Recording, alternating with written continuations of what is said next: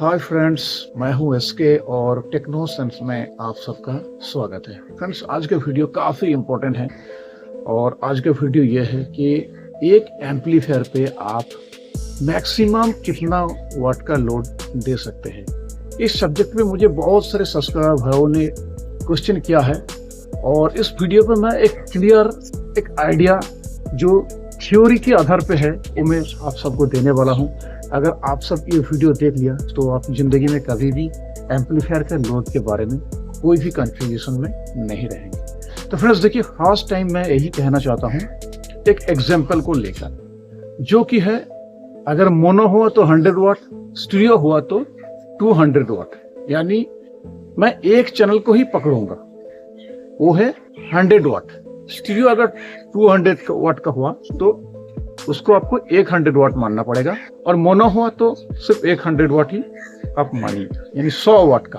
100 वाट को लेकर हम एग्जांपल इसलिए दे रहे हैं, ये आप लोगों को समझने में आसान होगा।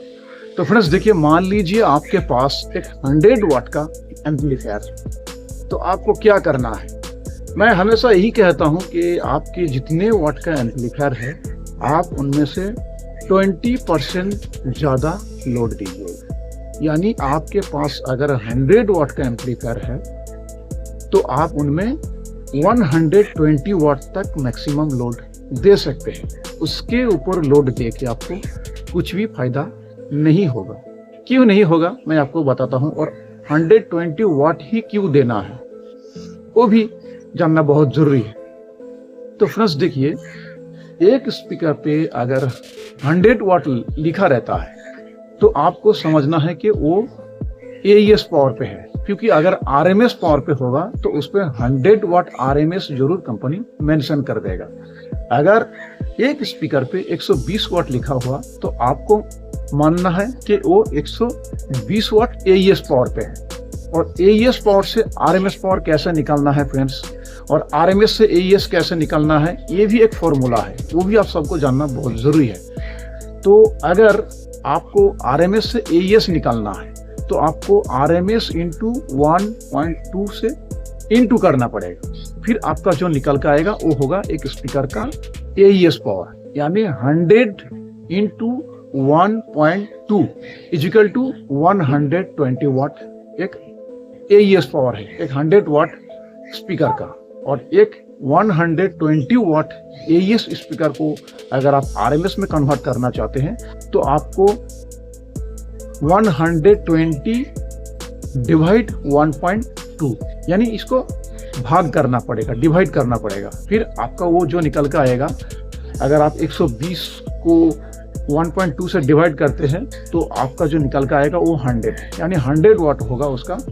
RMS power. इसलिए अगर एक 100 वाट का स्पीकर हुआ तो आप उनमें 120 वाट का लोड दीजिएगा। तो इस पे क्या होगा, एम्पलीफायर का जो आउटपुट है वो सही तरीके से मैच करेगा और आपके एम्पलीफायर पे एक्स्ट्रा लोड नहीं पड़ेगा। अब चलिए बात करते हैं, बहुत सारे लोग 100 एम्पलीफायर पे 200 वाट 400 वाट भी लोड दे देते हैं, तो उससे क्या होगा। तो फ्रेंड्स देखिए, एम्पलीफायर कभी भी स्पीकर पे दिया गया वाट को डिटेक्ट नहीं कर पाता है, वो हमेशा ओम्स को डिटेक्ट कर लेता है। यानी अगर वो 4 ओम्स का एम्पलीफायर हुआ तो अगर आप उनमें जब 2 ओम्स का लोड देंगे तो एम्पलीफायर डिटेक्ट कर लेगा और साउंड डिस्टॉर्शन करेगा। अगर वो 8 ओम्स का एम्पलीफायर हुआ, अगर आप उनमें 4 ओम्स का लोड देते हैं तो भी वो डिस्टॉर्शन करेगा। लेकिन आप जब हद से ज़्यादा लोड देते हैं तो एम्पलीफायर का पता नहीं चलता है कि उसके ऊपर कितना लोड दिया गया। तब क्या होता है, एम्पलीफायर ओवरलोड हो जाता है, हीट करने लगता है, और इस पे लॉन्ग टाइम चलने से एम्पलीफायर खराब भी हो सकता है। और सबसे बड़ी बात, आप एक 100 वाट एम्पलीफायर पे अगर 200 वाट लोड दे रहे हैं तो वो लोड आपका किसी काम का नहीं है। क्यों नहीं है, क्योंकि आपका 100 वाट का एम्पलीफायर 100 वाट ही तो आउटपुट करेगा, इसमें ना कि वो 200 वाट का आउटपुट करेगा, ना कि 400 वाट का आउटपुट पड़ेगा। तो इसलिए हमेशा याद रखिएगा, एम्पलीफायर को मैच करके लोड देना बहुत ही जरूरी हो जाता है। ज़्यादा एक्स्ट्रा लोड दे के आपका कुछ भी फायदा नहीं है, क्योंकि एम्पलीफायर आपका 100 वाट है, उस पर 200 वाट लोड देना, सिर्फ नाम का लोड देना, लोगों को दिखाने के लिए लोड देना, वो लोड आपका किसी काम का नहीं है। तो फ्रेंड्स उम्मीद करता हूँ इस वीडियो पे आपको क्लियर एक आइडिया मिल गया कि एक एम्पलीफायर पे कितना लोड देना सही है। वीडियो पसंद आया तो प्लीज चैनल को जरूर सब्सक्राइब और इस वीडियो को लाइक शेयर जरूर कीजिएगा। और इस सब्जेक्ट पे आपका क्या राय है, आप अपने एम्पलीफायर पे कितना लोड देते हैं, प्लीज जरूर इस वीडियो पे कमेंट करके जाइएगा। तो फ्रेंड्स बहुत जल्द मिलते हैं नेक्स्ट किसी ऐसे ही टेक्नोलॉजी रिलेटेड अपडेट वीडियो पे। तब तक आप सब सुरक्षित रहे, खुश रहे। जय हिंद।